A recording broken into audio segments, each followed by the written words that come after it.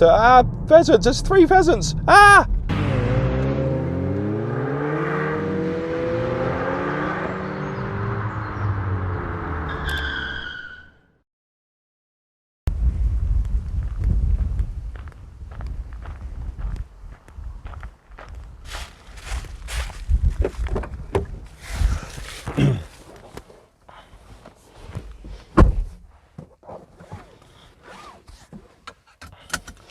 Hello guys, welcome back to Car Obsession and welcome to another point of view review. This time it is all about the brand new 3rd generation Nissan Qashqai. So let's hit the road. Right, heated seat on, check. Heated steering wheel on, check. It is quite a cold day in the UK today.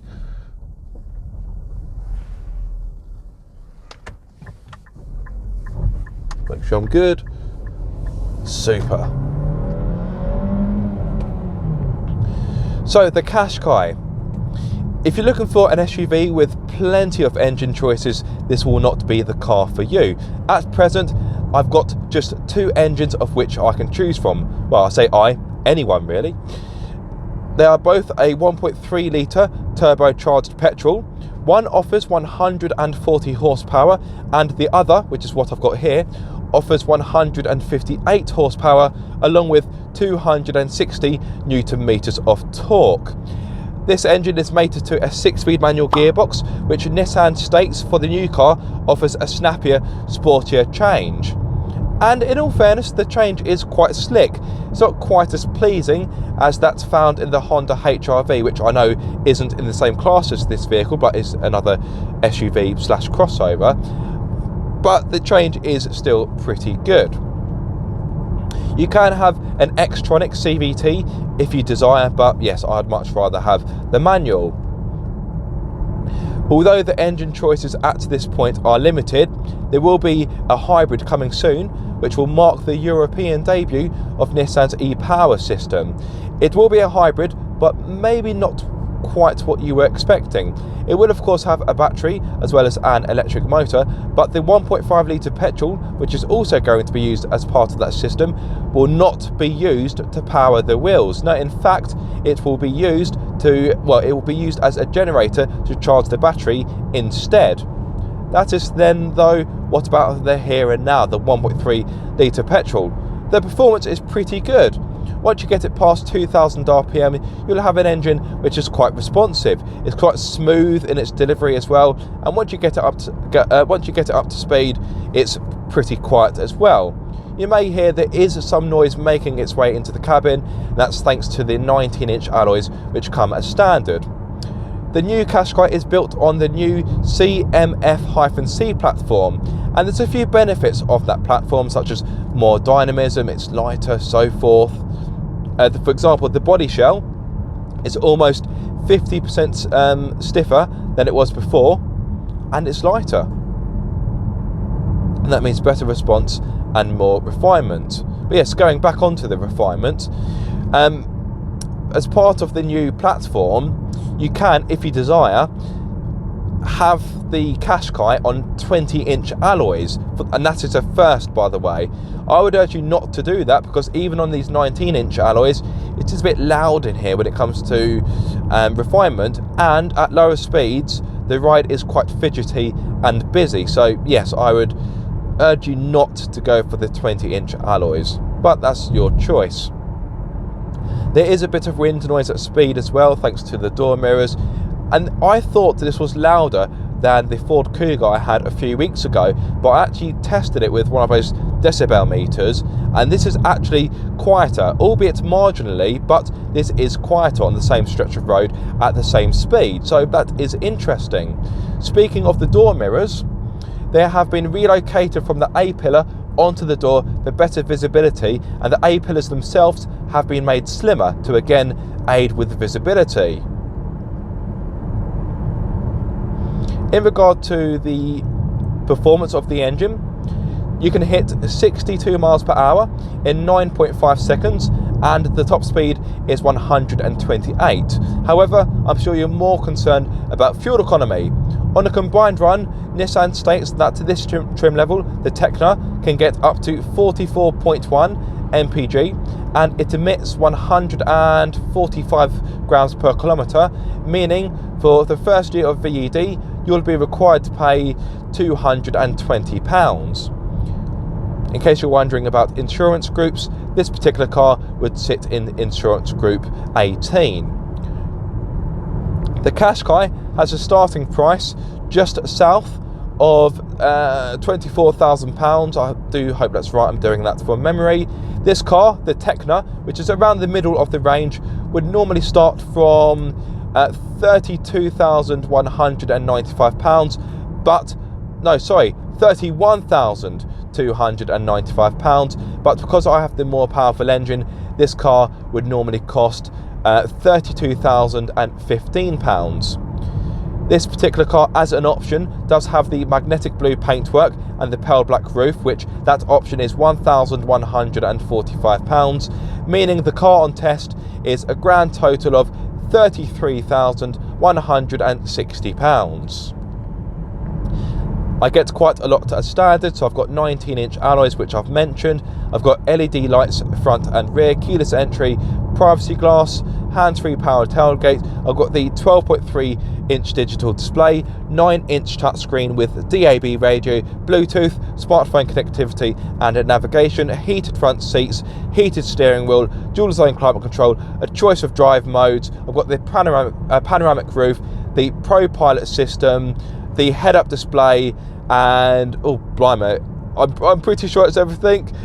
Front and rear parking sensors, their 360-degree monitor, and a reversing camera. And breathe. That was a lot to say in a very short space of time.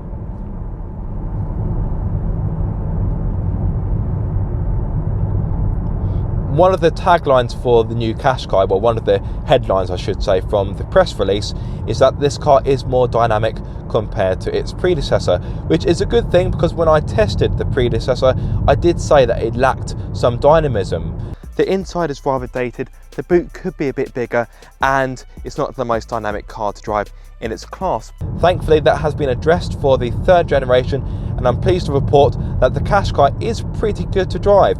It's not quite as entertaining or as rewarding to drive as the Ford Kuga I had a few weeks ago, but it holds its own. In the corners, it does a decent job. The steering has got a nice feedback to it, and the steering is actually faster compared to the old Qashqai, meaning the car feels more agile.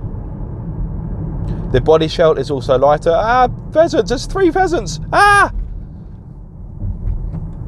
I didn't hit any of them, which is a miracle. I don't know how that happened, but yeah, somehow I avoided a collision.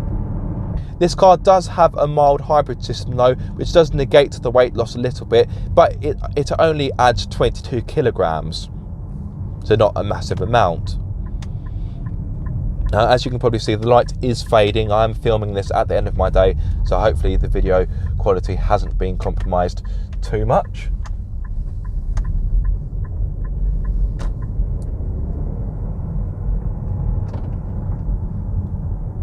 As I mentioned, I do have a choice of driving mode, so I've got a little toggle switch down here. I've got Sport, Standard or Eco. Let's go into Sport. Let's have something a bit more dynamic, shall we? Something a bit more exciting.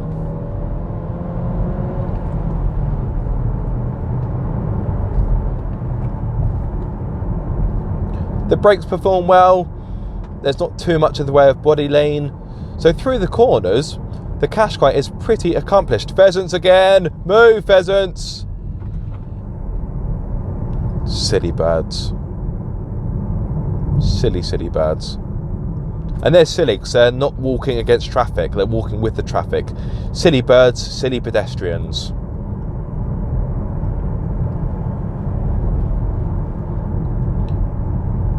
Now, to give you a few boring facts about this car, the head-up display, which is 10.8 inches, it is the largest in class. The new Qashqai, the headroom, both front and rear, has been improved by 15mm. Rear knee room has been improved by 28mm to make it a total of 608. The boot is bigger. That will of course be covered more thoroughly in my main review, which will come soon. What else can I bore you with? Now, this car has got the torsion rear beam, but if you go for a car that either has 20-inch alloys and the four-wheel drive system, that will be upgraded to a multi-link suspension.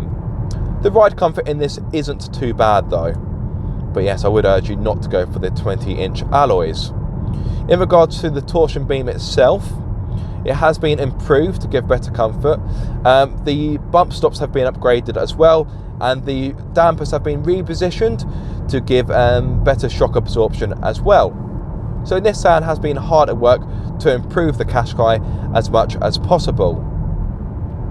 The rear doors also open wider, and they are made of composite materials, which have a total weight saving of 2.6 kilograms. Not much, but it all counts.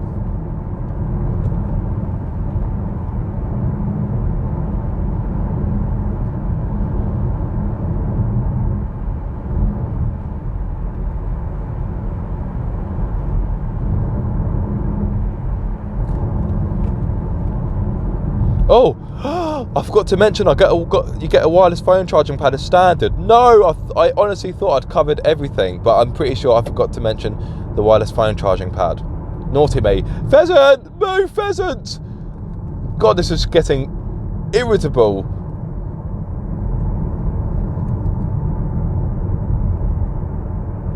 I've already taken out a pigeon today. By accident, of course. I wasn't aiming for it.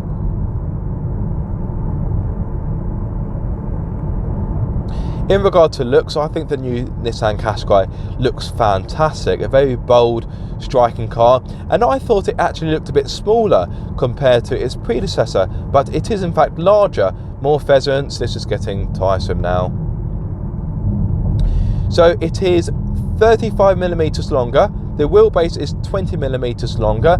It's 25mm taller, and it's 32mm wider. So it is larger in every aspect, but I think it's the way how it's been designed, because it's more muscular, it's a bit more sharper, the lines are sharper as well. It somehow looks smaller, but maybe I'm chatting rubbish. I normally am, to be fair, so nothing changes.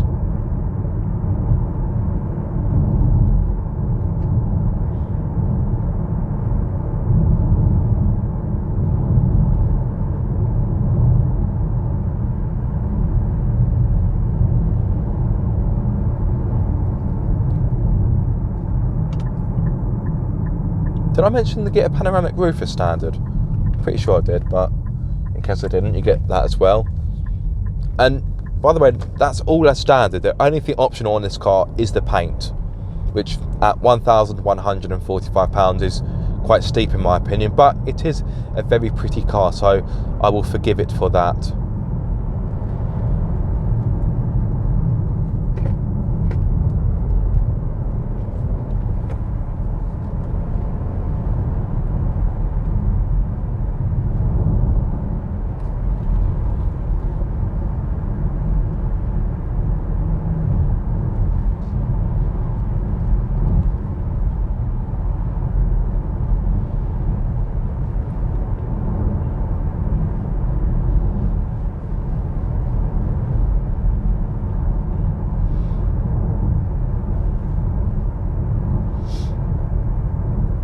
I know at this point you can't really see much of it, but the inside is a nicer place to be compared to the old car. It's a cleaner, sharper place to be. The old car was a bit dated towards the end of its life cycle, and there were too many buttons in there for my liking. Yes, there still has a fair few buttons in here, but they're laid out logically, and I would say there's just about the right amount of buttons. Not too many, not too few. This digital display is pleasant to look at as well, and you've got some nice stylish touches in the interior. It feels like Nissan have made more of an effort with this car than they did in the old car.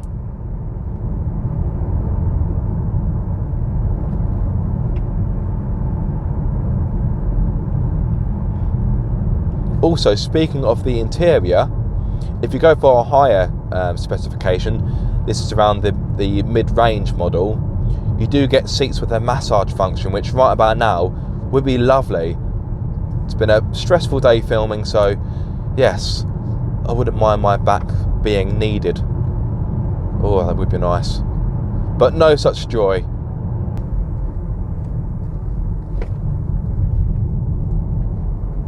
In regard to the infotainment, it works well enough. The navigation isn't the greatest, but thankfully that can be bypassed by Android Auto or Apple CarPlay. The graphics are nice enough. It is a large improvement from the old car, but it's still not quite the best in class. And there we go, guys. I thought I'd treat you with a view of the South Downs to conclude, although you probably can't see much of it because lack of daylight. But yes, I can see it, and I can assure you it is wondrous. Yes, I do hope you have enjoyed this video, guys, or found it useful. If so, be sure to like, comment and subscribe. If you are subscribed, don't forget to click the bell icon so you get notified every time I make a video. But until the next time, guys, be sure to keep up the car obsession.